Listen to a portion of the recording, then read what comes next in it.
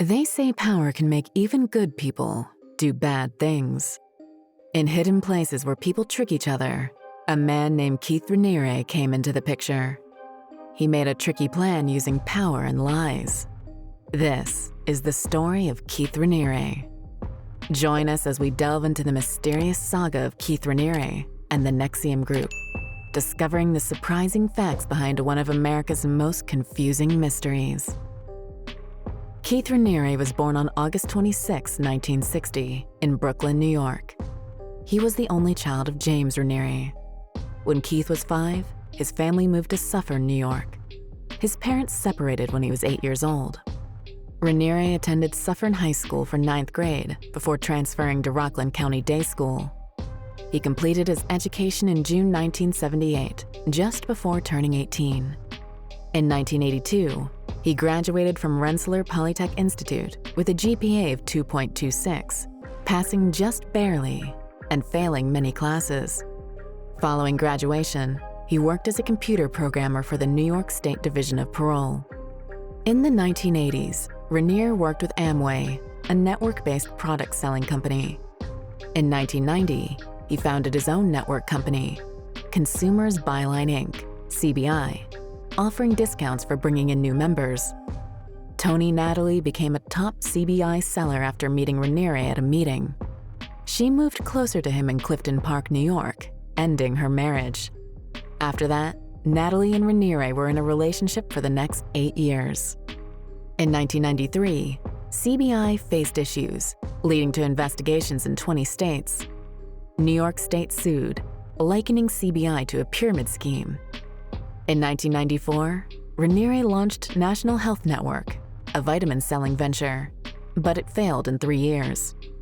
In 1996, an agreement was reached with New York State about the CBI case. Although Raniere didn't admit wrongdoing, he agreed to a $40,000 fine, yet he only paid $9,000, claiming financial inability. The agreement prohibited Raniere from engaging in a similar scheme again. In 1998, Tony Natalie met Nancy Saltzman, who was a nurse and knew about hypnosis and something called neuro-linguistic programming. Tony remembered. Nancy said, "You're so wonderful. How can I help you?" So I said, "Well, you can help me with my boyfriend." He had big ideas and his schedule was getting strange again. She listened and she said, "Oh, that's easy. I can help you. He's a sociopath." They met, and 4 days later she came out looking different and told me, "You don't know who he is." And I thought, wow, there goes another one. Raniere and Saltzman started a company called Executive Success Programs, ESP, where people could learn different ways to get better at things. After a few years, they changed the name to NXIVM. Raniere started calling himself Vanguard because it sounded strong, like a video game he liked where beating enemies made you more powerful. NXIVM was based on ideas from Ayn Rand, a writer Raniere really liked. In 2002, Raniere and Saltzman got some members from the important Bronfman family to join NXIVM. The Bronfmans were very rich, with a fortune from the Seagram's business. Sarah Bronfman got involved first, and later, her sister Claire Bronfman joined too. Even their father, Edgar Bronfman Sr., took a course with NXIVM the next year. Raniere's 8-year relationship with Tony Natalie ended in 1999. Tony said she was harassed by him later. In 2003, a judge suggested that Raniere might be using a lawsuit to get back at his ex-girlfriend, saying it seemed like he was trying to get back at her. In 2011, Natalie filed documents in federal court alleging that she had been repeatedly raped by Raniere. At first glance, NXIVM appeared to be a sanctuary for self-improvement, promising enlightenment and success. But behind closed doors, a darker truth was waiting to be unveiled. Public accusations of sexually predatory behavior and inappropriate relationships with minors began trailing Raniere in the early 2010s. Soon after his arrest in 2018, prosecutors opposed bail, writing that Raniere had a decades-long history of abusing women and girls. At his trial, prosecutors introduced evidence that Raniere held views approving sexual assault, child sexual abuse, and incest. In 2012, the Times-Union reported Raniere's inappropriate relationships with underage girls in the 1980s and 1990s. One girl, who chose to remain anonymous, shared that she met Raniere in 1990 at age 12, and he was 30. Raniere offered to help her with school, and one of his partners, Pamela Kafritz, hired her to walk their dog and encouraged her to visit their home. The girl revealed that tutoring sessions were an excuse for inappropriate actions lasting until around 1991. In 1993, she reported the incidents to Abuse Support Services and to the New York police, who didn't forward the complaint to prosecutors because she refused to secretly record Raniere. In the 2019 case against Raniere, accusers stated that from 2002, he gained Svengali-like control over a Mexican family, leading them to move from Monterey to the NXIVM community in Albany. The three sisters became Raniere's sexual partners. The oldest, Mariana, is the mother of Raniere's second child. The middle sister, Daniela, testified about being groomed as a minor and starting a sexual relationship with Raniere shortly after turning 18. The youngest, Camilla, claimed Raniere sexually abused her from age 15 in 2005. The case revealed Raniere impregnated each sister at different times, compelling them to undergo abortions. Daniela added that Kafritz instructed each sister to avoid questions about paternity to protect Raniere from mandated reporters. According to Daniela, who testified for the prosecution at Raniere's trial, Raniere claimed that he had mystical powers and could help people grow spiritually and fix disintegrations through sex. The sisters were strongly discouraged from discussing their sexual relationships with Raniere, even between each other. Starting in 2010, Daniela was kept in a room in her family home for 2 years on the pretext that she had stolen money. She said that this happened because she told Raniere she liked another guy. Raniere accused her of an ethical breach and asked Saltzman to help her learn from her mistakes. Daniela described the room as really basic, with covered windows, just a mattress, and some paper and a pen. She could only talk to Saltzman. Her family had to avoid her. This went on until 2012, after she almost attempted suicide. But instead, she left her family's home. After escaping, she went to a volleyball game to find Raniere, but he tried to hide. Later, she was taken out of the NXIVM community and left at the border between the US and Mexico with less than $80 and no personal papers. At the trial, Saltzman supported what Daniela said. She told the court that Daniela tried different things to leave the room, like cleaning up, exercising, and writing letters to Raniere every day. But everything was turned down. Raniere even told Saltzman to ignore a letter from Daniela asking to be let out, saying it was just a tantrum. Saltzman confessed that they treated Daniela very badly, and no matter what she did, it seemed like there was nothing right according to them. At Raniere's trial, prosecutors accused Raniere of the sexual exploitation of Daniela's underage sister Camilla, narrating it through Daniela's testimony, hospital records, and transcripts of Raniere's communication with Camilla, and sexually explicit photos of Camilla found in his home.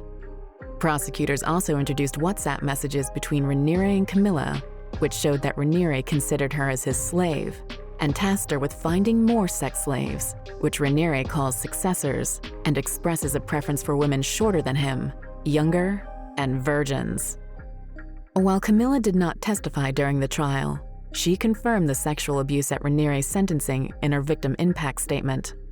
Camilla said she met Raniere at age 13 and began a sexual relationship with Raniere when she was aged 15, which lasted for 12 years.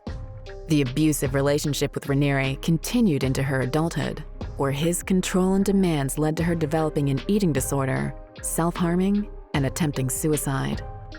Moreover, in 1984, Raniere seduced and statutorily raped 15-year-old Gina Melita after the two met in a theater group. When their relationship ended, Melita introduced him to her friend Gina Hutchinson, also aged 15, whom he also statutorily raped. When her sister Heidi Hutchinson found Raniere climbing into Gina's bedroom window and confronted the pair, Raniere told her that Hutchinson was a Buddhist goddess meant to be with him. Heidi recalled that, during the late 1980s, Raniere was fascinated by Amway Scientology, and neuro-linguistic programming. Gina dropped out of school and continued her relationship with Raniere, working for a time at CBI. On October 11, 2002, Gina, 33, was found dead of a gunshot wound at the Karma Triana Dharmachakra Buddhist Monastery in Woodstock, New York, in an apparent suicide. According to Frank Parlato, a former NXIVM publicist, a source close to Raniere claimed he discussed various suicide methods with Gina and even sent her images to comment on.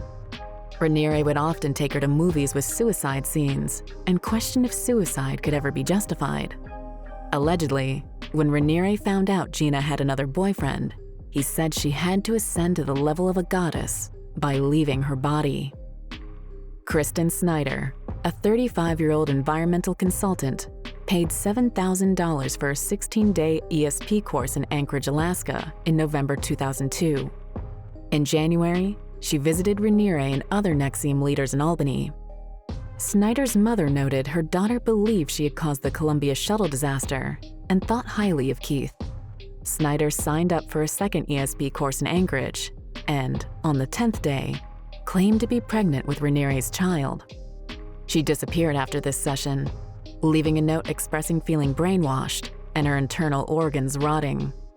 Her car was found in Seward, Alaska, 2 days later, with a note saying not to search for her body. During Raniere's trial, a witness testified that Raniere paid $24,000 for the password to Snyder's email after she vanished. Barbara Jeske, a 63-year-old Michigan State University graduate and early ESP recruiter, died from brain cancer on September 3, 2014, becoming Raniere's top assistant in NXIVM. Diagnosed in 2014, Raniere misled her about having carpal tunnel syndrome. On November 7, 2016, 57-year-old Pamela Kafritz, another senior NXIVM member, died from renal cancer. Both were diagnosed with cancer while living with Raniere. 2 other women survived cancer.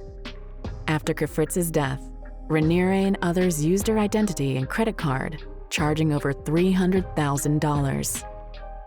In 2009, Raniere claimed to have people killed due to his beliefs. In 2015, Raniere established a secret subgroup within NXIVM named DOS, standing for Dominus Obsequitus Sororium. DOS had a hierarchy, with women as slaves led by masters. Slaves were expected to recruit others, eventually becoming masters themselves. Approximately 150 women joined, with Raniere as the sole male grandmaster at the pyramid's top. He recruited 8 initial members, including Allison Mack, Nikki Klein, and Lauren Saltzman, forming an inner circle. New recruits were deceived about Raniere's role, thinking it was a women's empowerment group. Raniere controlled DOS members through collateral, sensitive personal information, sexually explicit photos or videos, and rights to personal assets. His inner circle carried out his orders, building the DOS pyramid. Joining required providing collateral, and slaves had to renew it monthly. They were told it could be released if they left DOS, spoke publicly about it, or failed obligations. After the Times article, Raniere and his inner circle escaped to Mexico. An email account search warrant was issued on January 18, 2018. The FBI filed a sealed criminal complaint and obtained an arrest warrant on February 14th from the United States Court of the Eastern District of New York. On March 26, Mexican federal police found Raniere in a Puerto Vallarta villa, arresting and deporting him as persona non grata. Saltzman later testified that when police arrived, she and Raniere barricaded themselves in the master suite, with Raniere attempting to hide in a walk-in closet. American authorities apprehended Raniere, presenting him in federal court in Fort Worth, Texas, before transferring him to the Metropolitan Detention Center, MDC, in New York City. The unsealed complaint implicated Raniere in various crimes related to DOS, including sex trafficking, conspiracy for sex trafficking, and conspiracy to commit forced labor. It alleged that Raniere coerced at least one woman into having sex with him and forced DOS members into the branding ritual described by former members. U.S. Attorney Richard Donahue asserted that Raniere established a covert group of women with whom he engaged in intimate relations, branding them with his initials, while coercing compliance through threats of revealing personal information and seizing their assets. From his 2018 arraignment in the United States District Court for the Eastern District of New York until his sentencing in 2021, prosecutors aimed to keep Raniere detained at the MDC. Raniere's legal team requested his release on bail, but prosecutors objected, pointing to Raniere's unreliable statements about his income and his prior attempt to flee to Mexico. Convicted in June 2019, Raniere's sentencing was delayed over a year due to the COVID-19 pandemic's impact on prisons. Communicating with his supporter Sunil Chakravarti while at the MDC, Raniere's conversations were recorded and released as a podcast called Raniere Speaks. In 2020, with pandemic restrictions, his followers, including Klein, danced near the jail, forming a group called the Forgotten Ones, or We Are As You. A Bureau of Prisons memo in July 2020 stated Raniere instructed followers, including Chakravarti, to have women dance erotically. Authorities moved Raniere to another unit to block his view of the dancers. Frustrated, he urged followers to gain favor with prison staff for his return by offering coffee and donuts. Prosecutors, ahead of Raniere's sentencing, presented evidence of his communications and prison disciplinary issues as signs of his lack of remorse and continued control over followers. The submissions included Raniere instructing his followers to involve Alan Dershowitz in his defense and using a false name and burner phone to evade detection. Prosecutors sought life imprisonment, emphasizing his lack of remorse and ongoing contact with NXIVM members. On October 27, 2020, Judge Garifas sentenced Raniere to 120 years in prison and fined him $1.75 million. He was transferred to USP Lewisburg in Pennsylvania and then to USP Tucson in Arizona, a maximum security facility for sex offenders.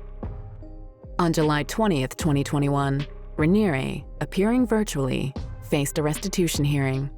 Claire Bronfman, a co-defendant, paid attorneys Mark Furnich and Jeffrey Leichtman to represent him. Judge Garifas ordered restitution of $3.46 million for 21 victims, covering scarification removal, mental health care, and compensation for labor trafficking victims. The order mandated the return of collateral to lower-ranking DOS members, pending a ruling on Raniere's appeal. Raniere appealed his conviction and sentence to the Second Circuit, with oral arguments heard on May 3, 2022. The circuit upheld the decision on December 9, 2022. Judge Jose A. Cabranes noted, Raniere has failed to persuade us that there is insufficient evidence to sustain his convictions. In January 2020, Raniere and several other NXIVM leaders were named as defendants in a civil lawsuit filed in federal court by 80 former NXIVM members. The lawsuit details allegations of fraud and abuse and charges NXIVM with being a pyramid scheme, exploitation of its recruits, conducting illegal human experiments, and making it physically and psychologically difficult, and in some cases impossible, to leave the coercive community. This case is ongoing as of March 2023. In May 2022, Raniere sued the U.S. Department of Justice and Federal Bureau of Prisons, claiming his civil rights were violated at USP Tucson. He sought an injunction for visitation and calls from Chakravarti, whom he called a paralegal working on his appeals. The authorities moved to deny, arguing Chakravarti was not a paralegal, but an ardent former ESP and NXIVM coach Raniere was banned from associating with. Judge Rainer Collins dismissed the suit, citing Raniere's failure to exhaust administrative remedies and insufficient service of processes under the Prison Litigation Reform Act. In the chilling aftermath of Keith Raniere's unsettling narrative, we're left to grapple with the profound questions that echo through the corridors of manipulation and charisma. How does one charismatic leader wield such influence? And what safeguards can we establish to protect against the seduction of manipulation without stifling the essence of individuality? As we navigate the uncertain terrain ahead, let the lessons from the cautionary tale of NXIVM become a cornerstone for building a society that upholds the true essence of individuality while safeguarding against the shadows of manipulation.